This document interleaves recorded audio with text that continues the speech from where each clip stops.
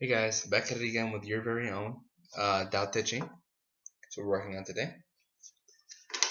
So we did the forward last video, and this video we're going to be doing the introduction. I'm going to work on that right now. Let's get into it. So we're on page number, the letters XI, 11 I'm pretty sure. So the introduction. Some time ago, Amazon.com asked author Michael Crichton the following. I don't know if you guys want to actually hear this, but this is going to be episode you guys can skip if you guys feel the need to. This last follow episode, the following episode, and the last episode. So I mean, alright, so back into it. Michael Crichton, the following question: if you were stranded on a desert island, which only one book, with one book, what would it be? His answer: the Tao Te Ching. Why? With millions of books from which to choose, including the greatest literature human civilization has ever produced, why the Tao Te Ching? Crichton is not only the only famous author with such a high regard for his ancient classic. Eckhart Tolle calls it one of the most profound spiritual books ever written. What is it about the Tao Te Ching that inspires such praise? What accounts for its appeal? The Tao Te Ching ranks with the Bible as one of the most translated books of all time. This is all the more amazing when you consider that it achieves this status without the active promotion of religious institutions. Its widespread popularity throughout history is due to its own merits. Yet at first, the Tao Te Ching may not seem very remarkable. It is a very thin book. Its 81 chapters are so concise that most of them do not fill an entire page. Somehow, its succinct words manage to convey a universe of wisdom and insight. Of all the great works of literature and spirituality in human history, the Tao Te Ching may be the one that says the most with the least. This is actually a really good book. I hope you guys look into this. The richness of the Tao Te Ching invites even demands lifelong exploration. Its layers of meaning reveal themselves gradually. No matter how many times we study it, we discover something new within each reading. People who return to the Tao Te Ching after a hiatus often find that it seems like a different book completely. Even though its words remain the same, people change, and their additional life experience allows them to see new lessons that had been there all along, but had gone unnoticed due to the oh had gone unnoticed. Lessons hidden in plain sight. The Tao Te Ching presents its teachings without fanfare. Its author Lao Tzu does not claim divine inspiration, infallibility, or indeed any basis of authority. He's a mere philosopher, not a prophet or messiah.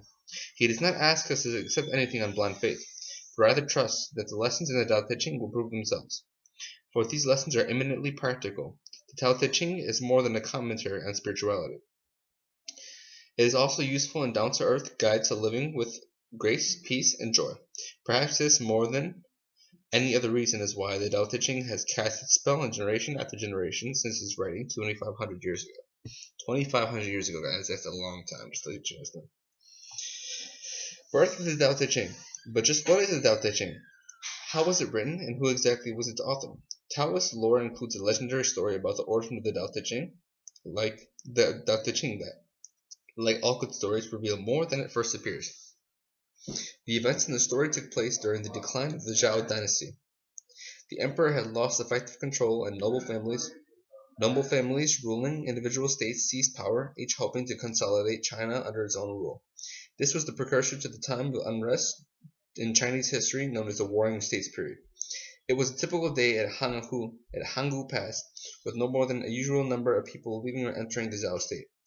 Yingxi, pronounced Yingxi, the commander of the pass, looked over the travelers with watchful eyes. Recent news of impending war gave him ample reason to be especially alert. He saw an old man riding an ox, slowly approaching him. Yingqi sensed something different about this man. He trusted his intuition, so he walked up and asked, "What is your name?"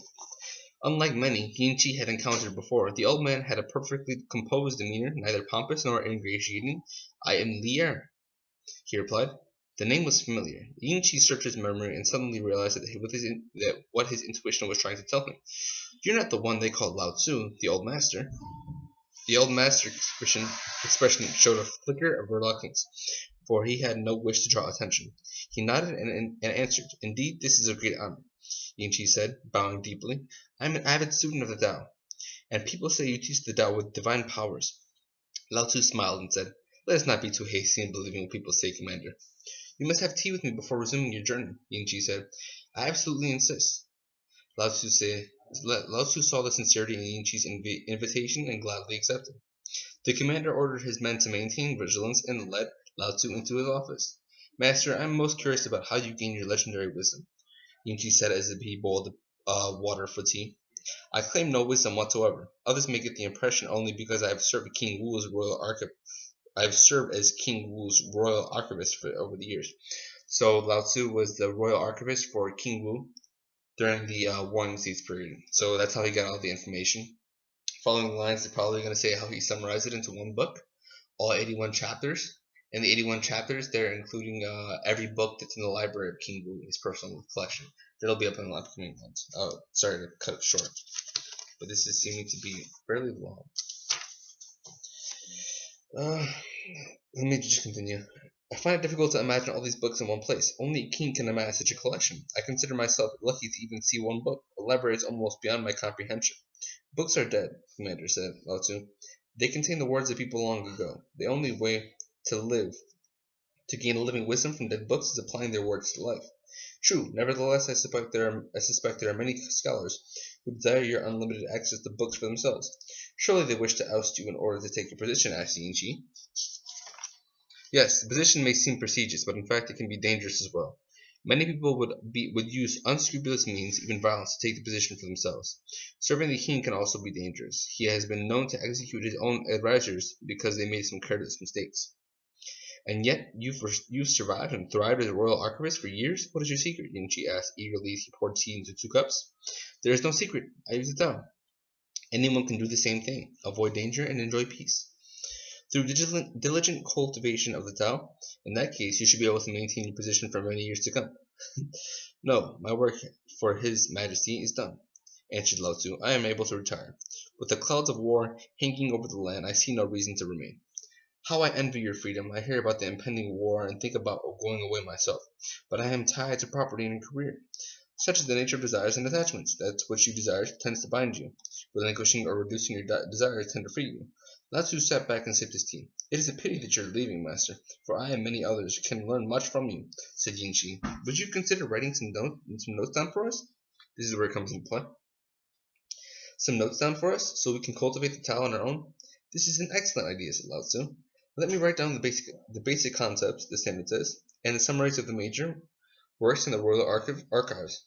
I will also include advice I have given King Wu over the years, for it too based on the Tao. It too was based on the Tao. Would such advice apply to me, master? Certainly. The scope may change, but the Tao remains constant no matter who you are, royalty or commoner. It makes no difference to the Tao. Lao Tzu began working. He leveraged his prodigious memory and understanding to create one concise chapter after another. Each chapter was highly refined distillation of a major principle, a notable book, or discussion with the king. Finally, it was done. Lao Tzu gave Yin Chi the manuscript. Yin Chi could not believe it. What he held in his hands was King Wu's private library condensed into compact form. He felt as if Lao Tzu had squeezed all the treasures in the royal vault into a diamond and handed it over to him. Lao Tzu said his farewell, mounted the ox, and continued on to his way. Yin Chi called out after him, Master, how can I thank you for this gift? Will I ever see you again? Lao Tzu smiled back at him and answered, The gift is a dead thing too. That's messed up. It's a dead thing too. In that respect, it is no different from other books. Remember, you can make it come alive by putting what it says into actual practice. When you do so, you will see me in the Tao. Yin Chi looked on as Lao Tzu receded from the view. Neither one of them realized that the gift was destined to become a spiritual cornerstone, not just for the Chinese, but for all humankind. Neither one realized that one of the most significant events in human history had just taken place. This typical day at the Hanggu Pass turned out to be not so typical after all. So next is the origin of the Tao. So what I had just read was the birth of the Tao Te Ching. So now we're going to read the origin of the Tao. This is going to be our next video, just to cut this a little short. Right, make these things easier to listen to. Thank you guys. All right, bye.